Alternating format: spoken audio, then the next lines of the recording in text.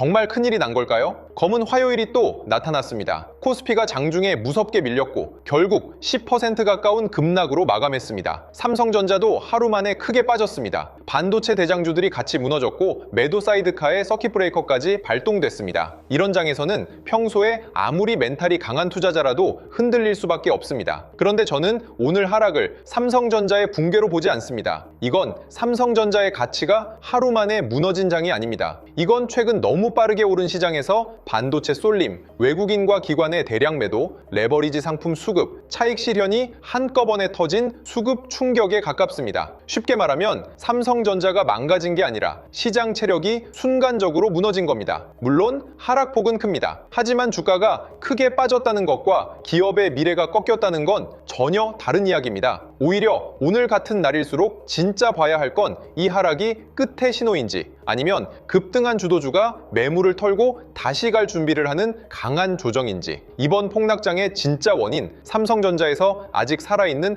반전 요소, 이번 주 예상 시나리오, 그리고 보유자와 신규 진입자가 어떻게 대응해야 하는지까지 확실하게 짚어보겠습니다. 먼저 오늘 시장부터 보겠습니다. 오늘 코스피는 장 초반만 해도 완전히 무너지는 분위기는 아니었습니다. 하지만 시간이 갈수록 낙폭이 커졌고 결국 8,200선까지 밀리며 마감했습니다. 코스닥도 900선을 내줬습니다. 양시장의 매도 사이드카가 발동됐고 코스피에는 서킷 브레이커까지 걸렸습니다. 이 정도면 단순 조정이 아니라 시장 전체가 한번 충격을 받은 날입니다. 수급을 보면 더 극단적입니다. 외국인과 기관이 합쳐서 11조 원 넘게 팔았습니다. 반대로 개인은 역대 최대 규모로 사들였습니다. 이 장면이 굉장히 중요합니다. 오늘 시장은 모두가 함께 판단해서 천천히 내려간 장이 아닙니다. 한쪽에서는 대규모 매도가 쏟아졌고 다른 한쪽에서는 개인 투자자들이 그 물량을 받아냈습니다. 이렇게 수급이 강하게 충돌하면 주가는 정상적인 범위를 넘어 흔들릴 수 있습니다. 그래서 오늘 하락을 볼 때 단순히 삼성전자가 많이 빠졌다는 것만 보면 안 됩니다. 시장 내부에서 대규모 수급 청산이 벌어졌다는 점을 먼저 봐야 합니다. 오늘 하락의 핵심은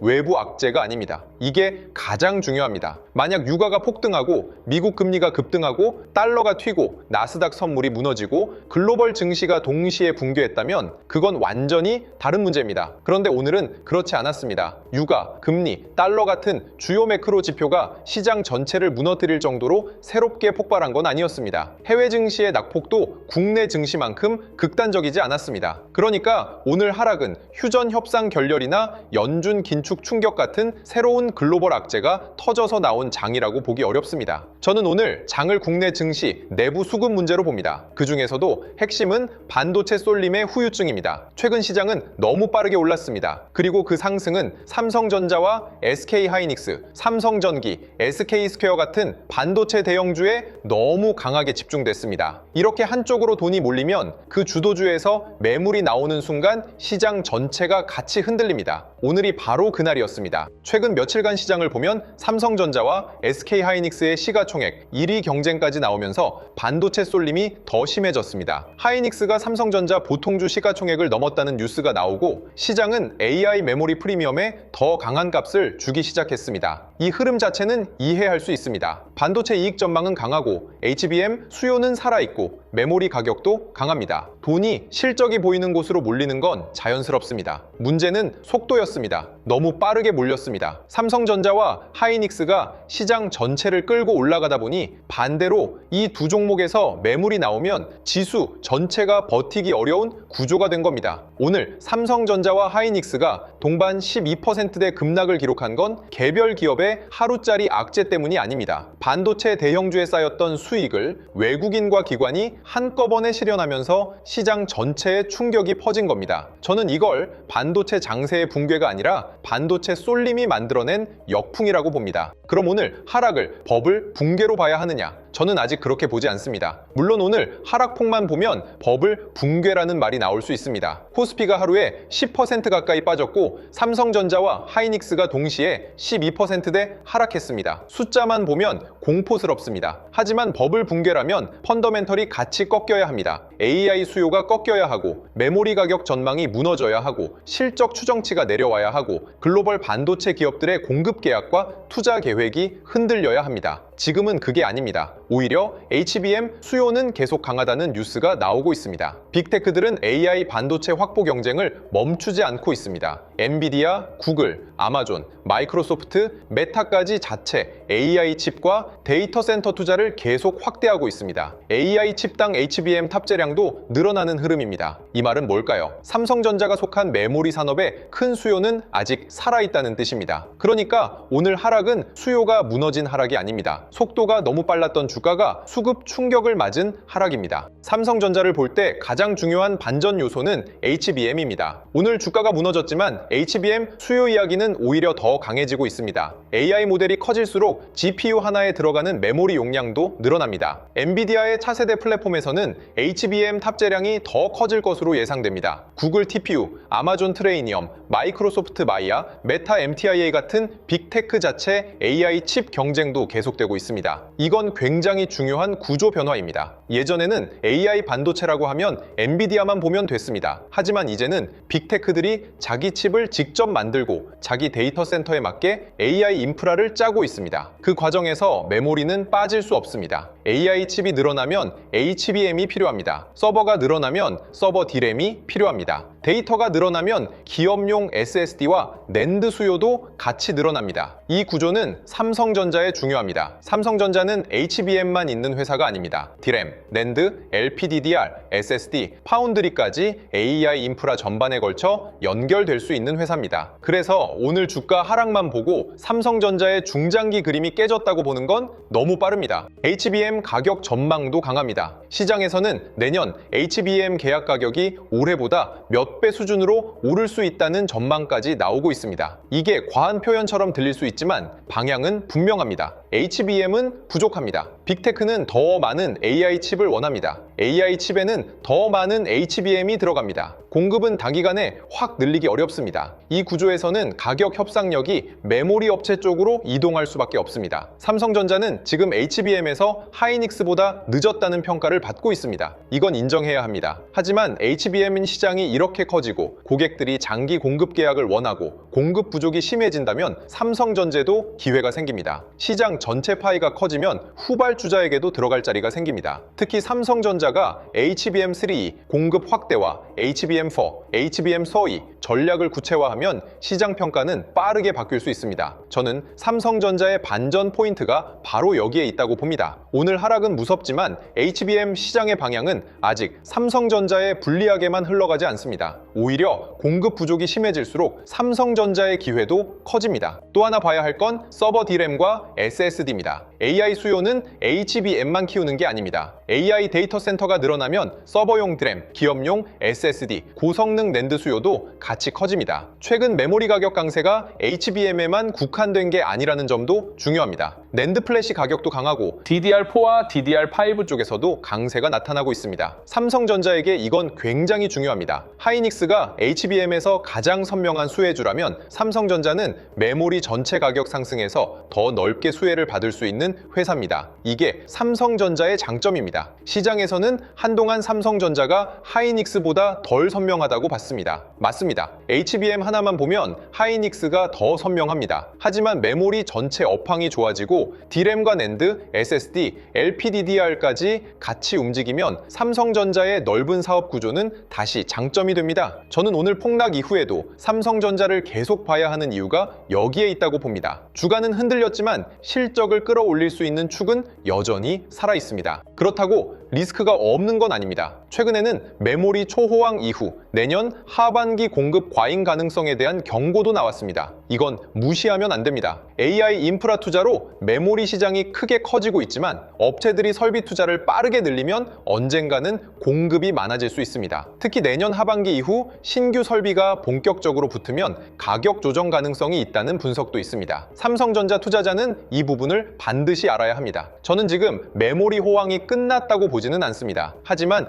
영원히 아무 리스크 없이 갈 거라고도 보지 않습니다. 그래서 지금부터는 단순히 메모리 가격이 오른다, 삼성전자도 오른다 이렇게만 보면 안 됩니다. 수요가 얼마나 강한지, 공급 증가가 얼마나 빠른지, 장기 공급 계약이 가격 하방을 얼마나 막아주는지, 삼성전자가 HBM과 서버 메모리에서 얼마나 고객을 확보하는지 같이 봐야 합니다. 이게 앞으로 삼성전자 주가의 진짜 기준입니다. 오늘 급락은 수급 충격이지만 내년 공급 리스크는 중기적으로 체크해야 할 변수입니다. 이번 주 핵심 이벤트는 마이크론 실적입니다. 오늘 폭락장 때문에 마이크론 실적의 중요성은 더 커졌습니다. 시장이 불안할 때 가장 필요한 건 확인입니다. 마이크론이 실적에서 메모리 가격 강세, 마진 개선, 다음 분기 가이던스 상향을 보여준다면 오늘 무너진 투자 심리는 다시 회복될 수 있습니다. 반대로 마이크론 실적이 기대를 못 넘거나 가이던스가 약하게 나오면 반도체주는 한 번 더 흔들릴 수 있습니다. 저는 이번 마이크론 실적을 삼성전자 반등의 1차 분기점으로 봅니다. 삼성전자 자체 뉴스도 중요하지만 지금 시장은 글로벌 메모리 사이클을 확인하고 싶어 합니다. 마이크론이 그 확인을 해주면 삼성전자도 다시 매수 명분을 얻습니다. 오늘 폭락이 워낙 컸기 때문에 반등도 단순히 기술적 반등으로 끝나면 안 됩니다. 실적 확인이 붙어야 합니다. 마이크론이 그 역할을 해주느냐가 이번 주 삼성전자 흐름의 핵심입니다. 그럼 앞으로 예상 시나리오를 보겠습니다. 첫 번째는 가장 좋은 그림입니다. 마이크론 실적이 기대를 넘습니다. 메모리 가격 강세와 마진 개선이 확인됩니다. PCE 물가도 시장을 크게 자극하지 않습니다. 미국 반도체주가 다시 회복합니다. 그리고 국내에서는 삼성전자와 하이닉스에서 외국인 매도가 진정됩니다. 이 그림이 나오면 오늘 폭락은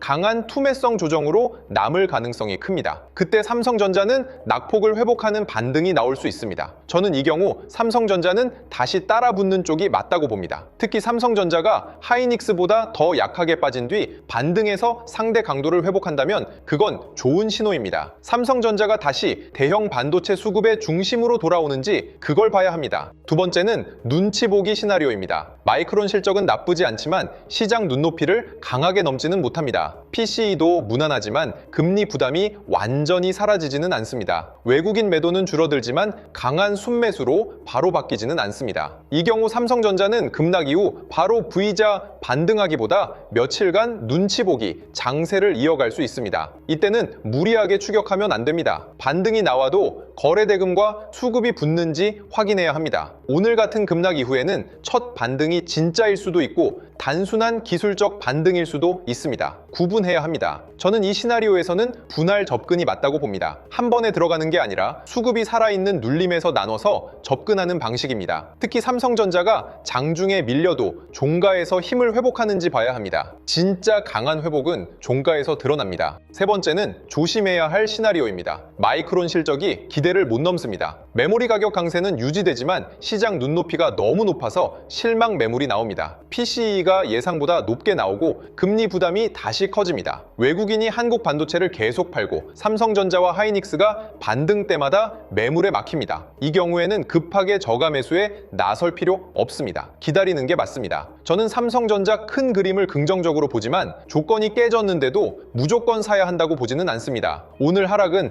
펀더멘털 붕괴가 아니라고 보지만 수급 충격이 한 번에 끝난다고 단정할 수도 없습니다. 그래서 조심해야 할 그림에서는 현금을 지키는 것도 전략입니다. 특히 외국인 매도가 계속 이어지고 프로그램 매도가 반복되고 삼성전자가 종계에서 계속 밀리면 그때는 반등을 기다려야 합니다. 좋은 종목도 무너지는 수급 앞에서는 시간이 필요합니다. 보유자 대응부터 말하겠습니다. 저는 오늘 같은 장에서 보유자가 공포로 전부 던지는 건 좋은 대응이 아니라고 봅니다. 물론 심리적으로는 던지고 싶습니다. 하루에 10% 가까운 지수 하락이 나오고 삼성전자가 12%대 하락하면 누구나 흔들립니다. 하지만 오늘 하락의 원인이 삼성전자 실적 악화나 AI 수요 붕괴가 아니라면 공포 매도는 저점 매도가 될 수 있습니다. 보유자는 먼저 내일 이후 회복의 질을 봐야 합니다. 삼성전자가 반등할 때 거래 대금이 붙는지, 외국인 매도가 줄어드는지, 하이닉스와 같이 회복하는지, 마이크론 실적 전후로 메모리 기대가 다시 살아나는지 이 네 가지를 봐야 합니다. 이 조건이 살아있으면 저는 보유자는 일단 버티는 쪽이 맞다고 봅니다. 다만 조건이 깨지면 그때는 비중 조절을 해야 합니다. 반등 없이 계속 밀리고 외국인이 계속 팔고 마이크론 실적까지 실망이면 그때는 기다리는 게 맞습니다. 신규 진입자는 오늘 급락을 무조건 기회라고 보면 안 됩니다. 폭락장은 기회가 될 수 있습니다. 있습니다. 하지만 폭락 직후에는 추가 변동성이 남아 있을 수 있습니다. 삼성전자가 좋은 종목이라는 것과 급락 당일 아무 자리에서 사도 된다는 건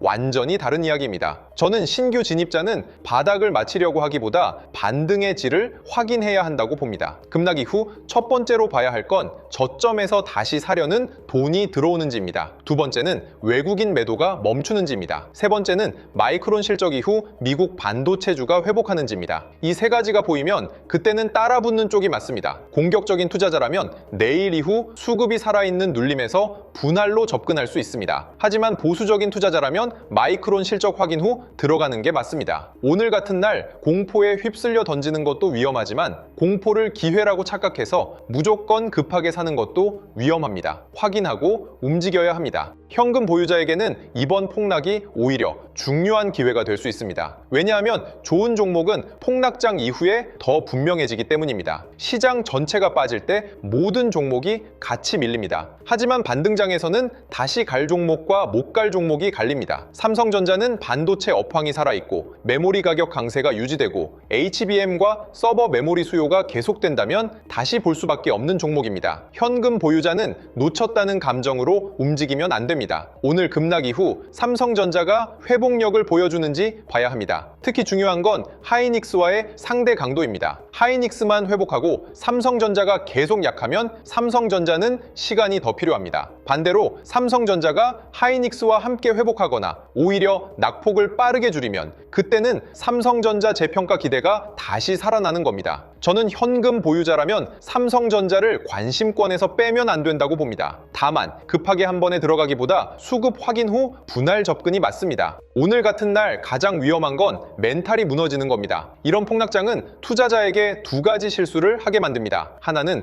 공포에 던지는 실수입니다. 다른 하나는 조급하게 몰빵하는 실수입니다. 둘 다 위험합니다. 오늘은 매매로 모든 걸 해결하려고 하면 오히려 더 꼬일 수 있습니다. 왜냐하면 시장이 정상적인 속도로 움직인 게 아니라 수급 충격으로 과격하게 움직였기 때문입니다. 이럴 때는 먼저 기준을 세워야 합니다. 삼성전자의 펀더멘털이 깨졌는가 아니면 수급이 깨졌는가. 저는 오늘은 펀더멘털보다 수급이라고 봅니다. 그럼 대응도 달라집니다. 펀더멘털이 깨졌다면 팔아야 합니다. 하지만 수급이 깨진 것이라면 회복 신호를 기다려야 합니다. 외국인 매도가 줄고 반도체주가 반등하고 마이크론 실적이 확인되고 삼성전자가 종계에서 힘을 회복하는지 봐야 합니다. 그 신호가 나오면 오늘의 공포는 기회가 될 수 있습니다. 이번 폭락장에서 삼성전자 투자자가 반드시 기억해야 할 게 있습니다. 삼성전자는 오늘 크게 빠졌습니다. 하지만 삼성전자가 속한 산업의 방향은 하루 만에 바뀌지 않았습니다. AI 데이터 센터는 계속 커지고 있습니다. HBM 탑재량은 늘어나고 있습니다. 서버 D램과 SSD 수요도 살아 있습니다. LPDDR 같은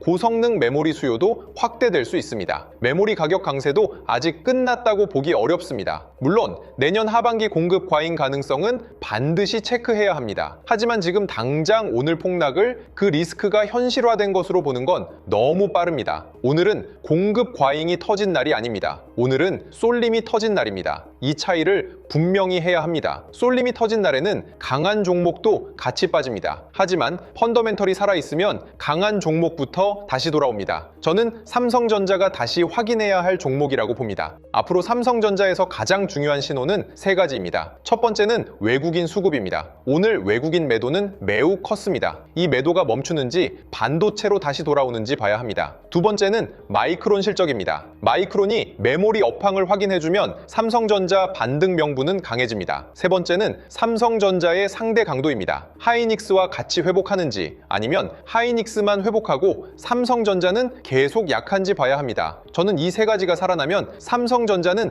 다시 반등을 시도할 가능성이 크다고 봅니다. 반대로 이 세 가지가 모두 약하면 기다리는 게 맞습니다. 투자는 확신도 필요하지만 조건도 필요합니다. 저는 삼성전자의 큰 흐름을 아직 긍정적으로 봅니다. 하지만 오늘 같은 폭락장 이후에는 무조건이라는 말보다 확인 후 대응이 훨씬 중요합니다. 이런 시장에서는 좋은 종목을 아는 것보다 시장이 어느 종목을 다시 밀어주는지 그 신호를 놓치지 않는 게 더 중요합니다. 삼성전자는 지금 폭락장 충격, 반도체 쏠림 되돌림, 외국인 대량 매도, 마이크론 실적 대기, HBM 수요 확대, 내년 공급 리스크까지 여러 재료가 한꺼번에 겹쳐 있는 구간입니다. 이런 변화는 뉴스가 모두 정리된 뒤에 오는 게 아닙니다. 대개는 시장이 먼저 움직이고 그 다음에 이유가 붙습니다. 그래서 요즘처럼 주도주가 빠르게 바뀌는 시장에서는 좋은 종목을 몰라서 못 사는 게 아니라 언제 시장이 그 종목을 다시 밀어붙이는지 그 신호를 놓쳐서 늦는 경우가 많습니다. 장전 시황이나 관심 종목 신호를 영상이 아닌 실시간으로 받아보고 싶은 분들은 영상 아래 더보기란에 있는 주도주 알림센터 신청 페이지를 눌러보시면 됩니다. 신청 페이지에서 평생 무료 시황 알림센터, 한국 반도체 주도주 알림센터, 미국 나스닥 주도주 알림센터 중 필요한 항목을 선택하실 수 있습니다. 이 알림센터들은 금전적인 대가 또는 회원 가입이 없이 무료로 진행 중이기 때문에 사칭 또는 유사센터에 주의하시고 반드시 신청 페이지 링크를 통해 안전하게 입장하시기 바랍니다. 오늘 삼성전자는 크게 흔들렸습니다. 하지만 저는 이 하락을 삼성전자 가치가 무너진 하락으로 보지 않습니다. 이건 반도체 쏠림이 터진 날입니다. 그리고 쏠림이 터진 뒤에는 진짜 펀더멘털이 살아있는 종목부터 다시 살아납니다. 그래서 오늘부터는 공포에 휘둘릴 게 아니라 외국인 매도가 멈추는지, 마이크론 실적이 메모리 업황을 확인해주는지, 삼성전자가 급락 이후 다시 사려는 돈을 끌어오는지 이 세 가지는 반드시 확인하셔야 합니다.